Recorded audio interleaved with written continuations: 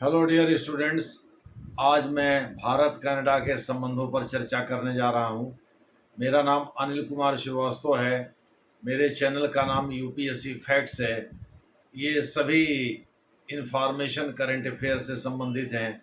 आप इसे subscribe, like और शेयर ज़रूर करें, जिससे कि आपको सभी ज़रूरी सूचना मिलती रहे विद एनालिसिस।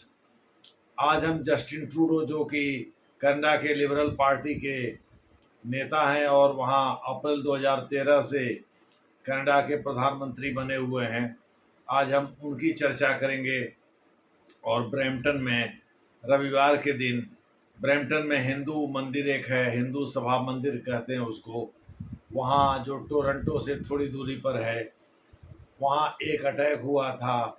और उसके पहले कई जगहों पर, जैसे सरे नामक जगह पर अटैक हुआ। वहाँ लक्ष्मी मंदिर के मुख्य पुजारी के लड़के के आवास पर, लड़के के ऊपर ही एक्चुअली अटैक हुआ था।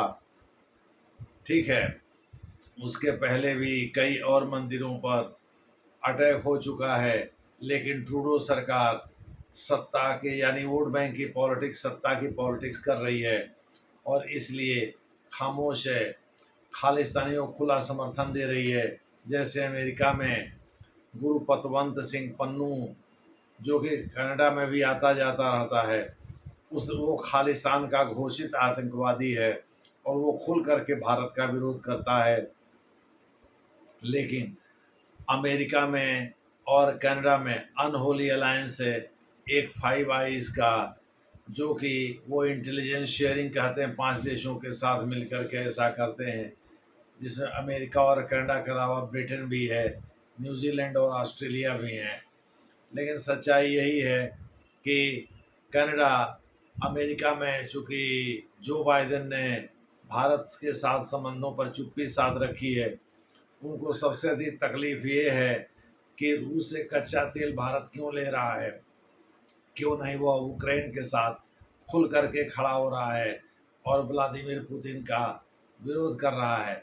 इसलिए जो बाइडेन की सरकार इनडायरेक्टली कनाडा के जस्टिन ट्रूडो को समर्थन दे रही है कि वो भारत के खिलाफ कार्रवाई करें। और इसीलिए हिंदू मंदिरों पर, जैसे ब्रैम्पटन में हुए हालिया हिंदू मंदिरों पर हमले के बाद, जस्टिन ट्रूडो चुप हैं और कनाडा की पुलिस हिंदुओं को ही परेशान भी कर रही है, उन्हें धरपकड़ कर रही है, उन्हीं के साथ मारपीट कर रही है। खैर, हम आगे इस पूरी कहानी को समझेंगे। कनाडा में ब्रिटेन की तरह से ही 2 सदन हैं। हालांकि ब्रिटेन आज भी सैद्धांतिक रूप से उसका एक तरह से हेड होता है, यानी ब्रिटिश क्राउन जो है, जो चार्ल्स थर्ड हैं, वही 2022 में जब से उनके माता जी का निधन हुआ, वही वहाँ के मोनार्क, यानी कॉन्स्टिट्यूशनल मोनार्की आज भी वह बना हुआ है। हालांकि वह एक सॉवरेन कंट्री है, संप्रभु राष्ट्र है, आंतरिक नीतियां वो स्वतंत्र रूप से बनाता है, उसका ब्रिटेन से कोई लेना देना नहीं। लेकिन उसने जो संसदीय संघ की रचना की है, उसमें उसने संसदीय प्रणाली को ब्रिटेन से लिया है, वेस्टमिंस्टर प्रणाली उसको कहते हैं। और संघ बस छलावा के लिए है, वो भारत की तरह से राज्य भी नहीं है, वो वहाँ प्रांत कहे जाते हैं। एक्चुअली फेडरेटिंग यूनिट, यानी संघीय एकक के रूप में वहाँ प्रांत हैं जहाँ के प्रमुख गवर्नर होते हैं, जबकि पूरे देश का प्रशासनिक प्रमुख गवर्नर जनरल होता है।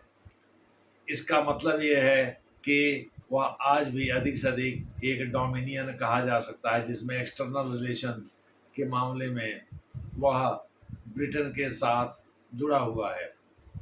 खैर, 338 सदस्य हैं वहाँ के निचली सदन में, जिसको हाउस ऑफ कॉमन्स कहते हैं, जिसमें मेजॉरिटी के आधार पर वहाँ देश का प्रधानमंत्री चुना जाता है। जस्टिन ट्रूडो की लिबरल पार्टी के पास 153 सांसद हैं और जगमीत सिंह, जो कि खुद एक खालिस्तानी सिख है, उसकी पॉलिटिकल पार्टी के पास 25 सांसद हैं।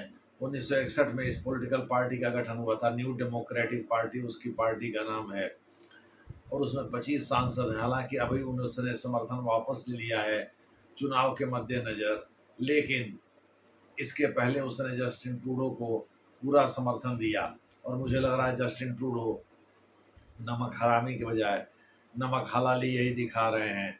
यानी वो जगमीत सिंह के प्रति अपनी वफादारी का परिचय दे रहे हैं खालिस्तानियों का समर्थन करके। आप लोगों को पता होगा, कुछ दिन पहले मैंने इस पर एक वीडियो भी बनाया था। भारत सरकार ने कनाडा के 6 राजनयिकों को निकाल दिया था, और वो कनाडा के एक्शन के बदले था। अभी हाल में कनाडा की सरकार ने भारतीय जो वहाँ उच्चायोग में, यानी जो हाई कमीशन में जो भी वहाँ भारत के राजनयिक डिप्लोमेट्स काम करते हैं, उनको पर्सन ऑफ इंटरेस्ट यानी उन पर निगरानी रख रहा है कनाडा, यानी उनकी जासूसी करवा रहा है। भारत सरकार में ने इस पर आपत्ति जताई है, और स्वयं प्रधानमंत्री ने इस पर टिप्पणी किया है, विदेश मंत्री ने इस पर टिप्पणी किया, और विदेश मंत्री ने कनाडा को हिंदुओं के खिलाफ जो जो कुछ भी वहाँ हो रहा है उसको एक पैटर्न का रूप बताया है, पैटर्न की संज्ञा दिया है। यानी हम इन सब में एक पैटर्न देख सकते हैं, किस प्रकार कनाडा खालिस्तानियों के साथ खड़ा है और किस प्रकार वह हिंदुओं का विरोध कर रहा है।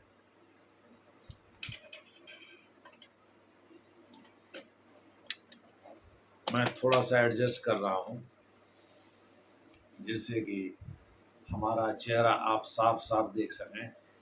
खैर, भारत में इसके खिलाफ कड़ी प्रतिक्रिया हुई है, और पिछले 4-5 दिनों से भारतीय मीडिया सहित भारतीय राजनेता लगातार इस पर अपनी प्रतिक्रिया दे रहे हैं। कांग्रेस ने वैसे, जो प्रमुख विपक्षी दल है, उसने बहुत सधी हुई बात कही है।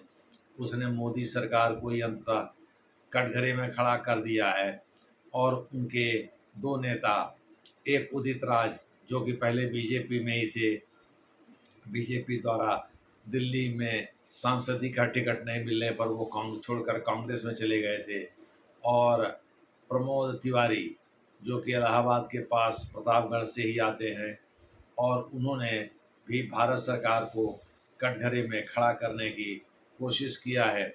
यही नहीं, पवन खेड़ा जो उनके मीडिया प्रभारी हैं कांग्रेस के, उन्होंने भी मोदी सरकार पर ही अंततः निशाना साधा है, और संतुलन बनाए रखने के लिए थोड़ा सा कह दिया है कि भाई भारत सरकार को कनाडा में जो कुछ भी हो रहा है उस पर थोड़ा सख्त रुख अपनाने की ज़रूरत है।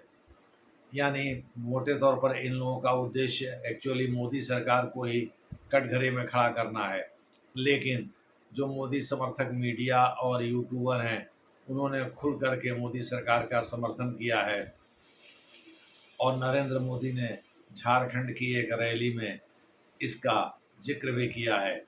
तो मैंने जैसा बताया, वहाँ 338 सदस्य हाउस ऑफ कॉमन्स में हैं, और ऊपरले सदन को सीनेट कहा जाता है जिसमें 105 सदस्य हैं। ऊपरले सदन से कोई मतलब नहीं है, निचले सदन में 338 की संख्या है। जाहिर है कि 170 चाहिए मेजॉरिटी के लिए, और 153 ही जस्टिन ट्रूडो के की पार्टी, लिबरल पार्टी के पास सदस्य हैं। जाहिर है उनको किसी और पार्टी से समर्थन चाहिए था, और वो जगमीत सिंह ने न्यू डेमोक्रेटिक पार्टी, जो सिख हैं लेकिन खालिस्तान समर्थक हैं, उन्होंने अपने 25 सांसदों का समर्थन दे दिया था जस्टिन ट्रूडो को, जिससे वह ऑफिस में 5 साल सरवाइव कर गए। अब चुनाव वहाँ होने वाले हैं। चुनाव के पहले न्यू डेमोक्रेटिक पार्टी ने समर्थन वापसी की घोषणा की है। उसके लिए जो तर्क दिया है वो बहुत ही कमज़ोर है, और वो तर्क है सिखों की अनदेखी का, जबकि सच्चाई ये है कि जस्टिन ट्रूडो वहाँ सिखों की तो बात छोड़ दीजिए, खालिस्तानियों की पूरी खातिरदारी करने में लगे हुए हैं। इसीलिए हिंदू मंदिरों पर, चाहे वो ससेक्स हो, चाहे वो ब्रिटिश कोलंबिया हो, कहीं भी अटैक हो रहा है तो वो मौन व्रत धारण किए। अभी हाल में ब्रैम्पटन के हिंदू सभा मंदिर पर जो आक्रमण हुआ है उसमें, जिसमें हिंदुओं को ही मारा पीटा गया है और खालिस्तानी समर्थकों ने अपना झंडा लहराया है, तो मोटे तौर पर हम कह सकते हैं कि जस्टिन ट्रूडो वहाँ उन सिखों के साथ खड़े हैं जो खालिस्तानियों के समर्थक हैं। माना जा रहा है 7 से 8 लाख सिख वहाँ रहते हैं कनाडा में, जो कि पूरी कनाडा की आबादी के 2.1% ही है। आप कह सकते हैं उसमें भारतीय मूल के अन्य लोग भी हैं, जबकि हिंदुओं की संख्या कम है। इस वजह से सिख थोड़े से हावी दिखाई पड़ते हैं और वो वहाँ अपना प्रभाव छोड़ने में कामयाब हो रहे हैं। मोटे तौर पर अमेरिका ने जस्टिन ट्रूडो के सर पर हाथ रख रखा है, क्योंकि जहाँ जहाँ जो भी हिंदुओं के साथ हो रहा है उस पर किसी पश्चिमी देश ने कोई प्रतिक्रिया व्यक्त नहीं की है, क्योंकि ब्रिटेन भी अमेरिका का पिछलग्गू है, कैंप फॉलोअर है। इस वजह से और ब्रिटेन का मोनार्क ही कनाडा का मोनार्क होता है। जो वहाँ चार्ल्स थर्ड हैं वो वास्तव में ब्रिटेन के ही मोनार्क हैं, लेकिन कॉन्स्टिट्यूशनल मोनार्की कनाडा भी है और कहा जाता है कनाडा ने ब्रिटेन से ही सीखते हुए अनरिटन कॉन्स्टिट्यूशन अपनाया था मूल रूप से। अब तो कुछ प्रावधान लिख दिए गए हैं, खैर उससे फर्क नहीं पड़ता है। मेन तो होता है एक्ट जिसे पार्लियामेंट ने बना रखा हो, और वो चूंकि एक उदार पार्टी के मुख्य प्रधानमंत्री हैं तो लॉ एंड ऑर्डर और चाहे किसी भी जाति और धर्म के प्रति उनको तटस्थ रहना चाहिए, लॉ एंड ऑर्डर को सख्ती से लागू करना चाहिए। लेकिन उन्होंने ऐसा नहीं किया। लगता है अमेरिका में जो बाइडेन एडमिनिस्ट्रेशन ने उनके सर पर हाथ रख रखा है और सीधे तौर पर वो नरेंद्र मोदी को चीन को काउंटर बैलेंस करने के लिए नरेंद्र मोदी प्रशासन की आलोचना तो नहीं कर सकती, लेकिन उसने जब वो सत्ता में नहीं थे तो उन्हें कश्मीर से अनुच्छेद 370 की कुछ वाक्यों को हटाए जाने को लेकर के विरोध किया था और इसे ह्यूमन राइट्स वायलेशन से जोड़ा था। तो वो सिविल राइट्स, ह्यूमन राइट्स यानी दोहरे चरित्र के लोग हैं। उनको ईरान दुष्ट राज्य नज़र आता है, नॉर्थ कोरिया दुष्ट राज्य नज़र आता है, और इजराइल बहुत ही सज्जन देश दिखाई पड़ता है, क्योंकि वहाँ इजराइल जो भी कर रहा है, भारत ने ट्रेडिशनली वहाँ मुसलमानों का समर्थन किया है और है भी, वो अरब वर्ल्ड है भी, अरब लैंड है भी। मोटे तौर पर हम कह सकते हैं कि कनाडा में जो कुछ भी हो रहा है वो उन खालिस्तानियों के दिमाग की उपज है जो पंजाब में एक राज्य बनाना चाहते हैं, सेपरेट स्टेटहुड चाहते हैं, एक्चुअली एक देश बनाना चाहते हैं जिसे वो खालिस्तान का नाम देंगे, और वो पाकिस्तान की शह पर माना जाता है। वहाँ के ज़्यादातर आतंकवादी ऐसा कर रहे हैं और इनडायरेक्टली अमेरिका उनका समर्थन कर रहा है। भारत सोचता है कि रिपब्लिकन हमारे लिए अच्छे हैं, लेकिन रिपब्लिकन हो या डेमोक्रेट हो, दोनों में केवल डिग्री का अंतर है। डेमोक्रेट भले ही भारत के साथ खड़े हुए दिखते हों, लेकिन सच्चाई ये है कि वो अपने इंस्टीट्यूशन के माध्यम से भारत में नरेंद्र मोदी की सरकार को कमज़ोर करने का कुचक्र चलाते रहे हैं। और भले ही डोनाल्ड ट्रंप ने बांग्लादेश में हिंदुओं के कत्लेआम या अन्य अल्पसंख्यकों के कत्लेआम पर चिंता जताई है और बोला है कि अगर वो सत्ता में आएंगे तो वहाँ वो हिंदुओं को सपोर्ट करेंगे, लेकिन सच्चाई यह है रिपब्लिकन थोड़े से कम हैं, लेकिन फिर भी वो डेमोक्रेट की तरह ही भारत का विरोध करते हैं। जॉर्ज डब्ल्यू बुश के पहले तक ऐसा ही होता रहा है। मोटे तौर पर अमेरिका की विदेश नीति जैसे भारत की विदेश नीति रूस से अच्छे संबंध रखने की रही है, उसी प्रकार से अमेरिका की विदेश नीति में भारत के लिए वही स्थान है। अब जैसे भारत के जितने भी पड़ोसी देश हैं सब जगह अमेरिका ने रिजीम चेंज यानी शासन बदलवा दिया। जैसे हाल में बांग्लादेश में शेख हसीना छोड़ कर वहाँ से भागी, पाकिस्तान में इमरान खान जो पूर्व प्रधानमंत्री हैं पाकिस्तान के तहरीक इंसाफ पार्टी के, उन्होंने अमेरिका की आलोचना की तो उनको हटवा दिया, और अमेरिका में इसमें शहबाज शरीफ वहाँ के प्रधानमंत्री बने हुए हैं। म्यांमार में तख्ता पलट हो गया, वहाँ सैन्य शासन है। मालदीव में मोहम्मद मुइजू आ गए जो कि एंटी इंडिया और प्रो चाइनीज माने जाते हैं। श्रीलंका में गोडबाया राजपक्षा चले गए और उनकी जगह वहाँ रानिल विक्रम सिंह है जो पहले प्रधानमंत्री थे, अब वहाँ के राष्ट्रपति बन गए हैं। इसी प्रकार से नेपाल में पुष्पदहल प्रचंड चले गए और उनकी जगह फिर केपी शर्मा ओली आ गए। अफगानिस्तान की स्थिति आपको पता ही है, तालिबान आ गया और इसके पहले जो राष्ट्रपति अशरफ गनी थे वो वहाँ छोड़कर भाग गए थे और तालिबान का शासन वहाँ स्थापित हो गया था। तो भारत के जितने भी पड़ोसी देश हैं सब जगह रिजिम चेंज हुआ है, केवल भारत में नहीं हुआ है। अमेरिका चाहता था कि भारत में राहुल गांधी जो पिट्ठू बने हुए हैं पश्चिमी देशों के, और उनके कहने पर वो अपना यहाँ मोदी सरकार के खिलाफ अभियान में लगे रहते हैं, कुछ न कुछ बोलते रहते हैं। और लोकसभा में कुछ सीटें बढ़ गई तो उसको लेकर के वो बहुत गदगद दिख रहे थे, चूँकि उन्होंने जो भ्रमजाल फैलाया था उससे वो सीट तो आनी ही थी। हालांकि 3 फिगर में फिर भी नहीं आ पाई, किंतु हरियाणा के नतीजों के बाद कांग्रेस के जो पहले पूर्व अध्यक्ष हैं राहुल गांधी जी, वो थोड़े से खामोश हैं। मोटे तौर पर आप कह सकते हैं कि अमेरिका भारत के भीतर भी एक बदलाव लाना चाहता था। इल्तिजा मुफ्ती ने कश्मीर में, जो कि महबूबा मुफ्ती की बेटी हैं छोटी, उन्होंने भी एक ट्वीट किया था, क्या देश के प्रधानमंत्री के आवास में भी स्नानागार उसी तरह का है, जलाशय है जो जैसा कि वहाँ शेख हसीना के आवास में था। यानी जो बांग्लादेश की पूर्व प्रधानमंत्री जो इसमें भारत में शरण ली हुई हैं उनके यहाँ था। इनडायरेक्टली वो ये कहना चाहती थी कि एक दिन भारत में भी ऐसे हालात बनेंगे कि यहाँ प्रधानमंत्री को अपनी गद्दी छोड़कर भागना पड़ेगा और ये विद्रोही प्रधानमंत्री के आवास में घुस जाएंगे और घुस करके प्रधानमंत्री के जो निजी संसाधन हैं उनका बेजा इस्तेमाल करेंगे।